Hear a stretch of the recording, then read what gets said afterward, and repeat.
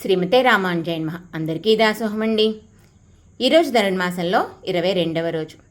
ఈరోజు పాసరంలో గోపికలు సార్వభౌముని సింహాసనం కిందకి రాజులు గుంపులుగా వచ్చి చేరి ఉన్నట్లుగా మేము కూడా మా అభిమానాన్ని వదిలి నీ వద్ద చేరి ఉన్నాము అని వారి యొక్క అనన్యగతిత్వాన్ని అనన్యార్హ శేషత్వాన్ని ఎలా అయితే చూపించారో మరి అలాగే నమ్మాళ్ళ వాళ్ళు కూడా చెప్తారు, రాజ్యం అనేది స్వరూపనాశనం చేసే చికిత్స లేని మహావ్యాధి.